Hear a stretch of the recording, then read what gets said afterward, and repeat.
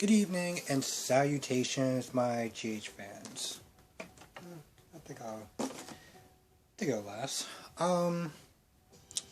So there were two characters that just annoyed the living hell out of me.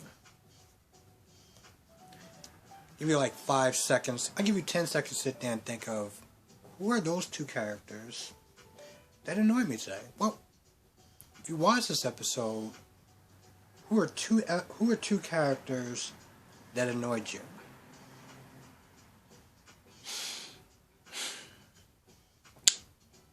Maxi and Liz. I don't know what is going on. See, the thing about Liz, and I don't know, I'm kind of doing this out of order, but it'll make sense.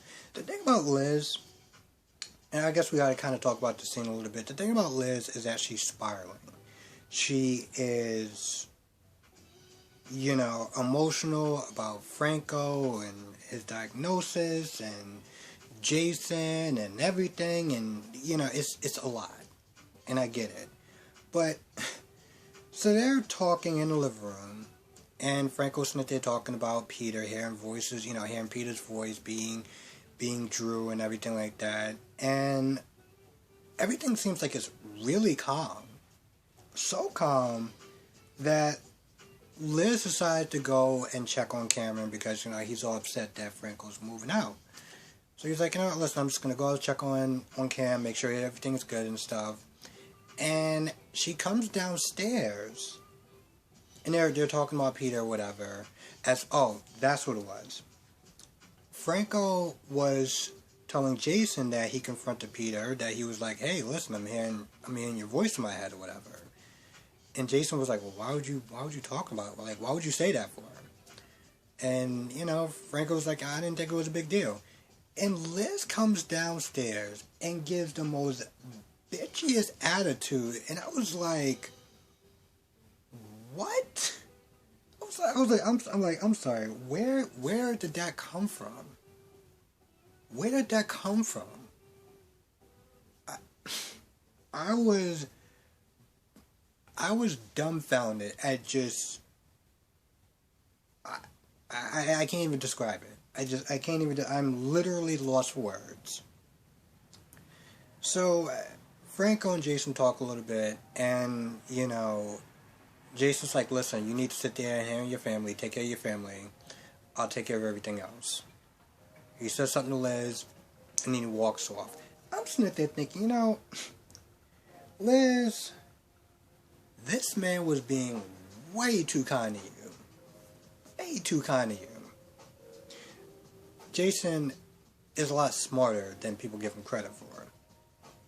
And I think Jason looked at that situation, saw how she came at him, and was like, you know what, listen, she needs somebody to be angry at. And he was like, fine.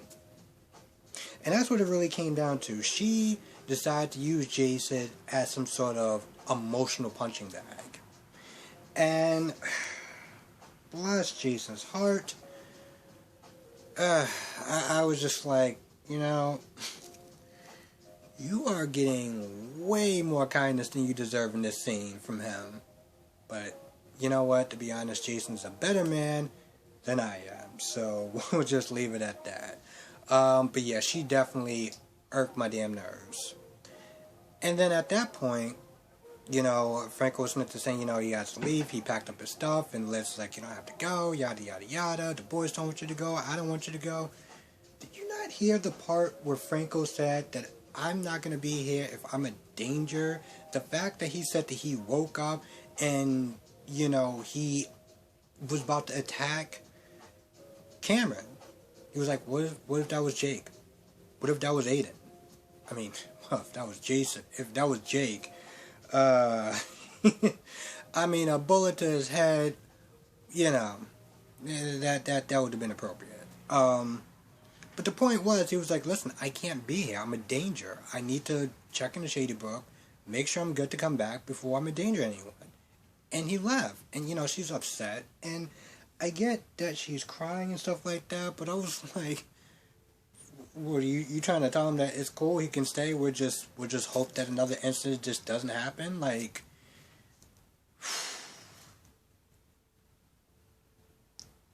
I am trying not to be a dick.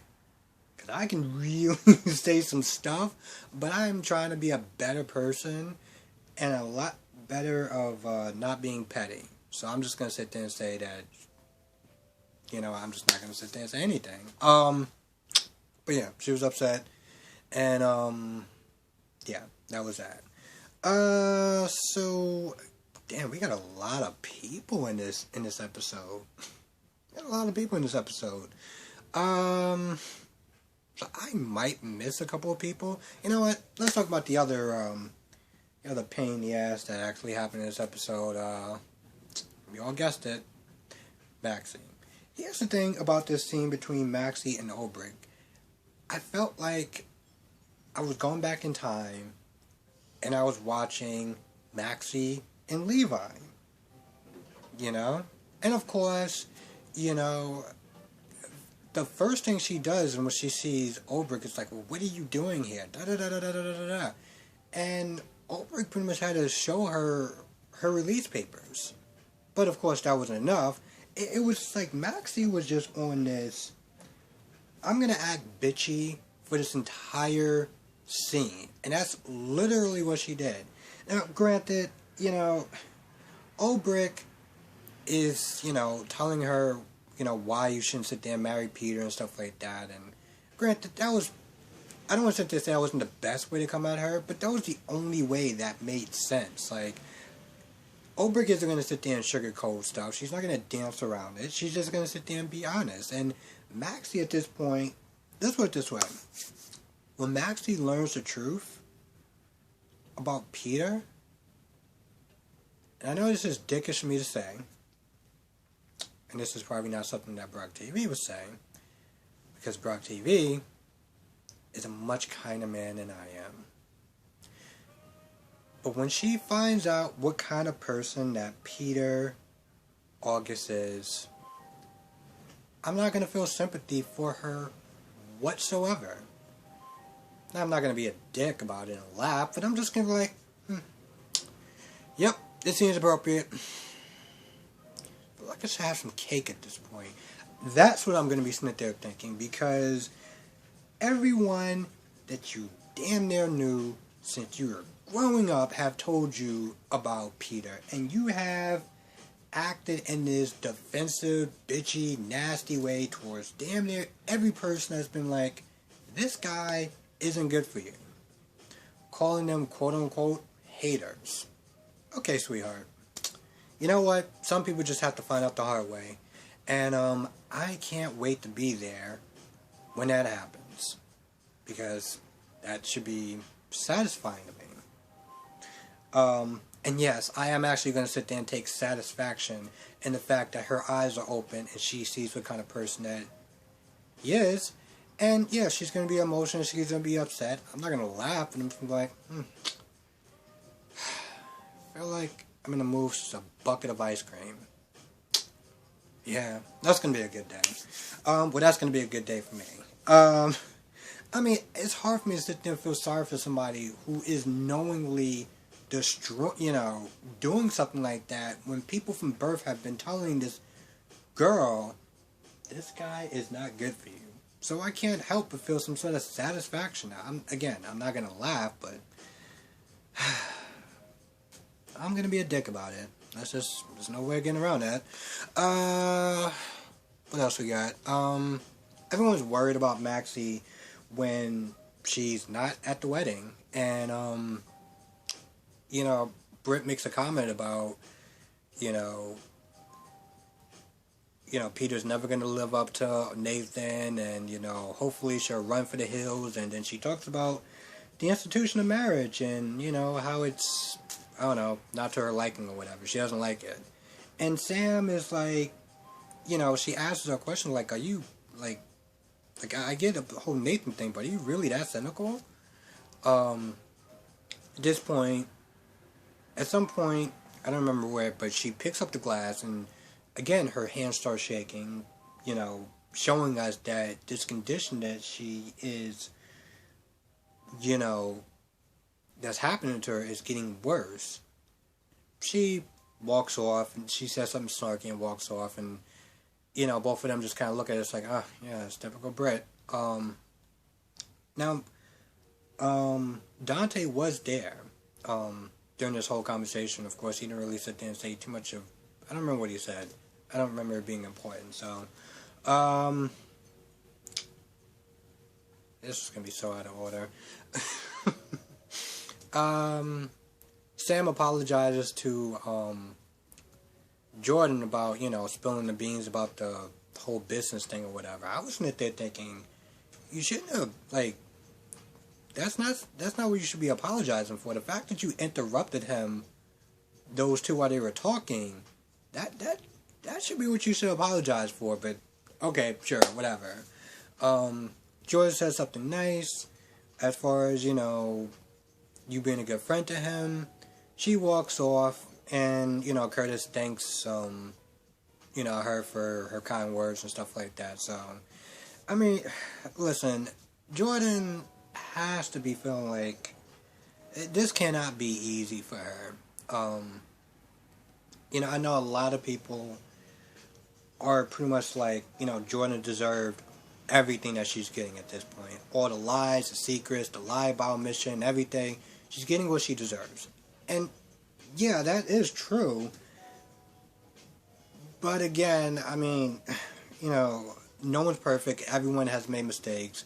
And this is the consequences of her actions. This is the consequences. And I do generally feel bad. I mean, I could not imagine in a million years that I would ever be sitting or going to a wedding with my ex, knowing that I screwed up, and have to kind of just sit there and just no. No.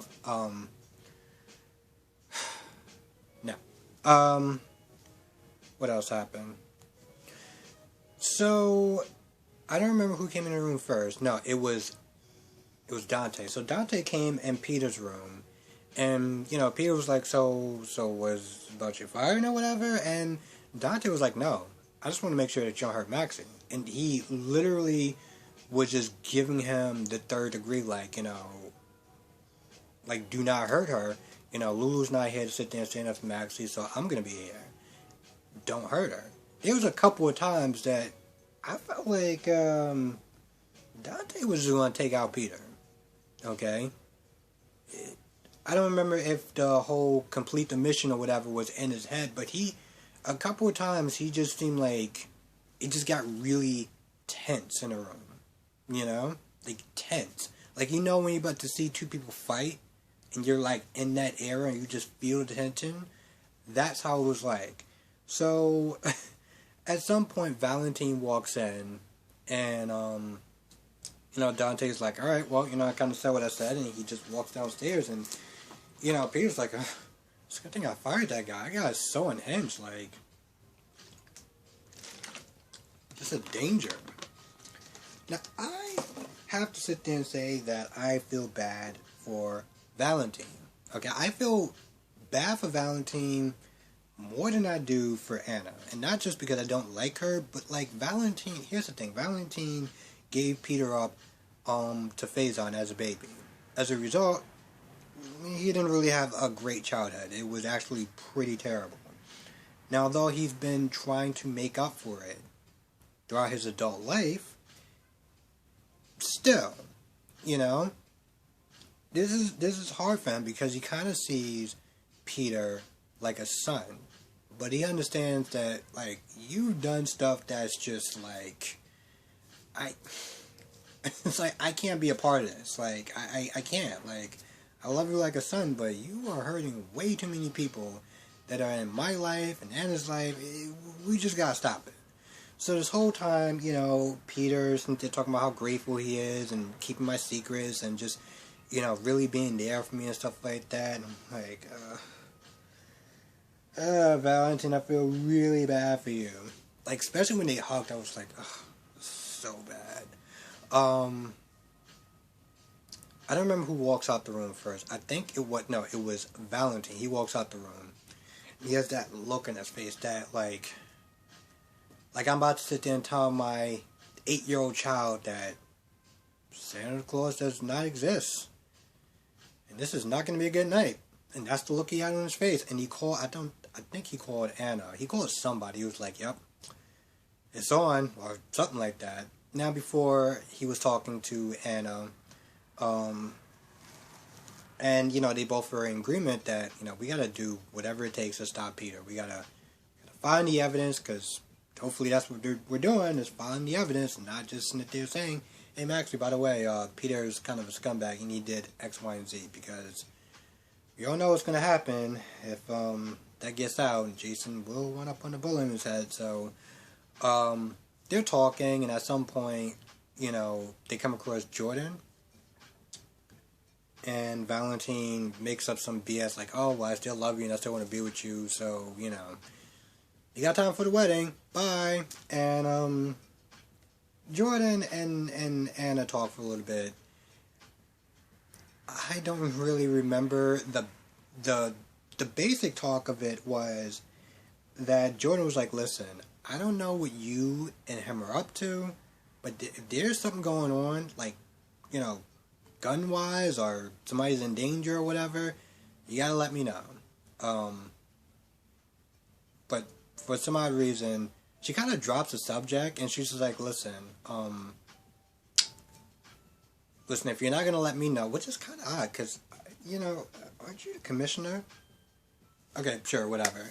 She drops it somehow, and she's like, well, just to let you know, whatever you're doing, just tell Anna and don't make the same mistakes that I did. Tell Finn, don't make the same mistakes that I did. Tell Anna, wow. Yeah, Jordan's not having a good day.